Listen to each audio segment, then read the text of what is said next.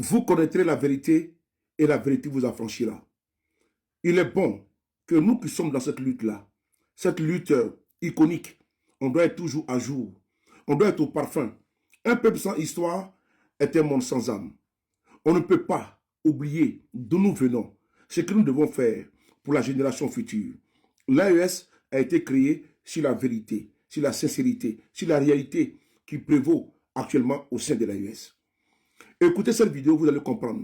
Des hommes de lumière, des hommes de vision, qui ont de la suite dans les idées, des hommes qui ont décidé de faire don de leur vie, don de leur corps, de leur âme pour l'AES. L'AES est écrit aujourd'hui sur les marbres pour le tribunal de l'histoire, pour que nos enfants et petits-enfants puissent hériter du combat que nous sommes en train de faire aujourd'hui. Travaillons, travaillons, travaillons pour que l'AES soit effective et que l'AES ne soit pas menacée et que nos enfants puissent continuer. Écoutons ici le témoignage pertinent du général que j'appelle affectueusement le président de la Confédération nationale de l'AES au Burkina Faso, son Excellence Bassol Mabazier. On l'écoute. Merci. Tu dis ça, ça dit que tu as impliqué leur conscience. Et les dirigeants africains qui ont été assassinés un par un, c'est des gens qu'on a traités avec les mêmes qualificatifs. Je prends des exemples. Une Niobé au Cameroun, on a massacré et puis posé en pleine rue et dire aux populations de passer regarder. Une Niobé. Tapez sur les portables, vous allez voir. Je prends le cas de Lumumba. On l'a traité avec les mêmes qualificatifs. On a monté ses propres frères noirs, le pourchasser, l'attraper. On l'a tué. Ils ont dit que si on l'enterre, le peuple congolais aura un lieu de pèlerinage dont sa mémoire va continuer. Qu'est-ce qu'ils ont fait? Ils l'ont découpé comme un lapin et mettre dans des barriques d'acide, le tissu totalement pour qu'il n'y ait pas de tort. Et ceux qui l'ont fait ont enlevé une dent, aller poser chez eux. Depuis plus de 40 ans, 50 ans, parce que nous sommes en train de nous plaindre, on prend cette dent, on met dans un cercueil, on ramène au Congo pour dire on a ramené les restes de votre frère, de votre président. Des gens comme ça, face à des gens comme ça, il faut avoir un langage doux. Si c'est loin, Madagascar, ils les ont appelés pour dire de venir reprendre les têtes, les crânes des différents chefs qu'ils avaient découpés dans la période. Si c'est encore loin, chez nous ici, Thomas Sankara, regardez comment il a été massacré. Vous croyez que des gens comme ça, c'est des gens avec lesquels il faut avoir un langage doux, un langage diplomatique. Le langage doux dont il veut, le langage diplomatique dont il veut, c'est le langage qui leur permet de piller et avoir leur conscience tranquille. Parce que si le langage est doux, ça ne vaut pas un mois. Les États-Unis ont débarqué au Venezuela, enlevé leur président, comme un lapin, aller reposer chez eux. Et ils tentent de le juger en le traitant de narcotrafiquant. C'est ça le langage doux. On va dans un pays une nuit avec des hélicoptères, aller arracher par force un président d'un pays et vous dites que vous voulez un langage doux. Voilà pourquoi quand vous avez applaudi pour le discours dont il a rappelé, qui a été lu à la tribune des Nations Unies, mais c'est pour aussi interpeller vos consciences. Que dès lors que vous représentez l'État et qu'on vous envoie en mission, j'ai dit qu'on est sur pied de guerre, on est sur pied de combat. Considérez qu'on vous a envoyé en sacrifice. Faites correctement votre travail. De toute façon, des moments où on a peur de faire le travail, parce qu'on sait qu'on est déraciné. On est relié à rien. Son Excellence est assise ici, demandez-lui.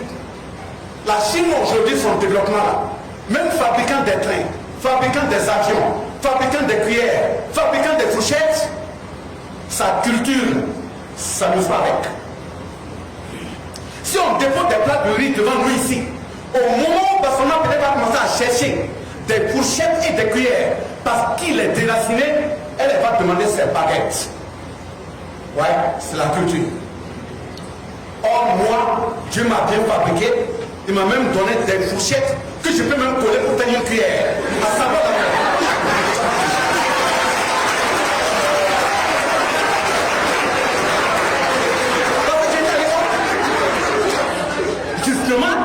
nos chefs d'État se sont engagés, la lutte qui est en train d'être menée là. Les corps que j'ai cités, ceux que j'ai cités, qu'on a exécutés. Ce n'est pas ça seulement. Même dans la zone du Sud-Ouest, vers Kawa, il y a des villages qui ont été totalement décimés. En Côte d'Ivoire, pareil. Ce sont les mêmes. Ils n'ont pas changé de nature. S'ils reviennent et qu'ils ont les capacités, nous serons cisaillés. Maintenant, peut-être même qu'ils mettent du temps à venir parce qu'ils ont changé de méthode d'attaque. Et ces méthodes d'attaque-là, je le dis, je le répète, tous les dirigeants qui ont une conscience, qui ont un comportement, qui tendent à défendre leur peuple, ils sont tous en danger en Afrique. Je répète, tous ceux qui défendent l'Afrique de façon consciente, ils sont tous en danger. C'est ce qui fait que les audiences, ceux qui viennent nous rendre visite, si le partenariat n'est pas bien suivi, il ne faut pas dormir. Même s'ils ne viennent pas avec des calaches, ils viennent avec des pics. Ces pics-là, c'est des pics empoisonnés. Même s'ils ne viennent pas avec des calaches, ils viennent avec des appareils. Ces appareils-là, ils vont pomper des gaz avant de partir. Même s'ils ne viennent pas avec des calaches, ils viennent avec des montres qui portent des éléments laser. On appuie dans ta zone. Une minute, ça suffit. Ça déclenche un cancer en toi. Ils sont jusqu'à ce niveau-là. Mais justement, pourquoi contrecarrer tout ça? Ne dormez pas. C'est parce qu'on est déraciné. Si on n'est pas déraciné, nos grands-parents, on a dit l'Afrique est le berceau de l'humanité. Nos grands-parents on ne peut pas dire qu'ils n'étaient rien. Donc, toi aussi, avant d'aller à des telles rencontres, il faut aussi te préparer.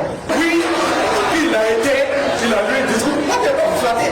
Je ne vais pas vous flatter parce que je dis, d'ici demain, on peut ne pas être là. C'est vous qui allez remplacer. Il faut qu'on vous dise la vérité. Depuis qu'il a été lire un discours à une tribune, il a bien lu. Vous croyez qu'on parle à des tribunes? C'est toi qui as construit la tribune. Tu sais à quelle heure ils ont construit? Tu sais ce qu'ils ont mis dedans pour construire? Tu étais là au moment où on badigeonnait? Non.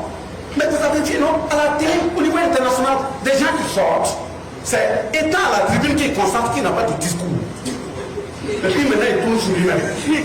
Ah oui, pourquoi il a oublié, il n'a pas de discours? Ça c'est l'Afrique qu'on a enterrée. Non, tu te prépares, tu pries correctement les grands-parents, tu verses nos terre, tu dis tu vas en mission. Si tu gagnes la honte, c'est leur honte. Puis tu arrives, tu t'arrêtes. Ce qu'ils ont enterré là, ça est sous tes pieds. Tu crois que tu vas parler à un moment donné, tu ne vas pas trembler. Ah, tu n'es pas tombé du ciel, les grands-parents sont là. Ils t'appuient. Et puis tu fais ton travail au notre pays.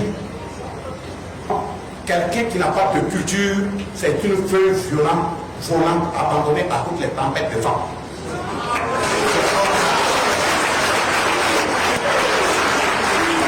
Vous menez un combat. Vous voulez savoir où vous partez. Tu ne sais même pas d'où tu viens. Tu ne sais pas où tu es. Et tu veux savoir où tu pars. Ce n'est pas possible. Voilà pourquoi nos dirigeants, que ce soit au Mali, que ce soit au Niger, que ce soit au Burkina, la question de la souveraineté, c'est de nous battre. Pour que nous soyons là demain ou pas, vous les jeunes, la misère que vous connaissez aujourd'hui, elle ne doit pas exister. Ça fait 2-3 ans que le président est au pouvoir. Mais dans les 2-3 ans, qu'est-ce qui n'a pas été fait? Il y a combien de bus de transport qui sont entrés dans notre pays? On est en train de parler d'autoroute Ouagadougou-Kobo. Ça fait combien d'années au site? Et c'est pas fait. Donc, la souveraineté pour laquelle on se bat, c'est la souveraineté politique, la souveraineté économique, la souveraineté culturelle et la souveraineté sécuritaire. Tant qu'on ne les a pas là, si vous dormez, vous serez exécuté. Tapez sur les portables le code noir de 1685. Il est dit à l'intérieur que vous et moi, nous ne sommes que des objets, nous ne sommes pas des êtres humains. Ceux-mêmes qui veulent nous considérer, on nous considère comme des singes un peu évolués. Code noir 1685. Tapez-vous sur mon portable après. Vous voyez que des gens comme ça vont s'amuser avec nous. Justement, la souveraineté politique pour laquelle nous sommes en train de nous battre, c'est de faire en sorte qu'on ne va plus élire des individus à la peau noire dont tout le cerveau a été fabriqué derrière les océans, donc un étranger. Il n'est africain que de teint noir, mais tout le reste, c'est de la pourriture. On vient, on s'assoit, on dit oui, on fait des élections.